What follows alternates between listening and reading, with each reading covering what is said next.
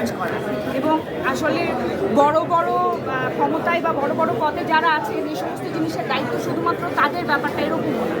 প্রতিটা নাগরিকের বাবার জায়গা থেকে, বোনের জায়গা থেকে, ভাইয়ের জায়গা থেকে, প্রতিবেশীর জায়গা থেকে এ সমস্ত ঘটনা ঘটলে পাশে দাঁড়াতে হবে প্রতিটা প্রাণী।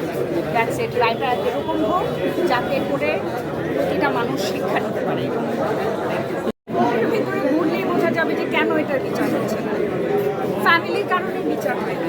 এমনও অনেক আইনজীবীদের সাথে কথা বলেই আমি বুঝতে পেরেছি এরকম অনেক যারা ধর্ষণের শিকার হয়েছে এরকম পরিবার বা পরিবারের মেয়ে এন্ড অফ দ্য ডে সেই আসামির সাথে তাকে বোঝাপড়া করবে এবং পরিবার থেকেই এই ধরনের প্রেশার আসে যে ছেলেটার সাথে যদি বিয়ে দিয়ে দেওয়া যায় তাহলে হয়তো আমার মেয়েটা এক্সেপ্ট করবে সমাজ।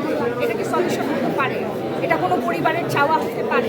এটা কোনো রাষ্ট্র ব্যবস্থা হতে পারে এরকম, রাইট? তো এইখানে ধর্ষকের থেকেও আরও বেশি শক্ত হতে হবে পরিবারের মেয়েটার পরিবারকে, যাতে করে মেয়েটা ধর্ষণ হয়েছে এতে করে সমাজ কি বলবে তাকে, সমাজের মানুষ তাকে কীভাবে দেখবে, এই জিনিসগুলো যদি পরিবার থেকে একটা মেয়ে পায় তাহলে আসলে তার স্ট্রেংথ, মানসিক শান্তি আসলে কতটুকু বড় হবে, গ্রো করবে, সে সাহস কতটুকু পাবে এটা আমার আসলে জানা নাই। বাট এই জিনিসটা, সাহসটা যদি পরিবার থেকে আসে একটা মেয়ের জন্য, আসলে আগামীতে হয়তো একটা মেয়ের গায়ে হাত দেবার আগে 10টা পুরুষ চিন্তা করবে।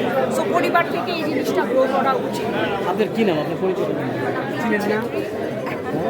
আমার নাম পিঙ্কি ছেত্রী। আপনার পরিচয়টা আপনি কি করেন? আমি একজন মিউজিশিয়ান, আমি একজন এডুকেটর, আমি একজন ইনফ্লুয়েন্সার। আমি এখান থেকে জানতে পারবো দিলে। পুরো নামটা একটু বলুন। পিঙ্কি ছেত্রী।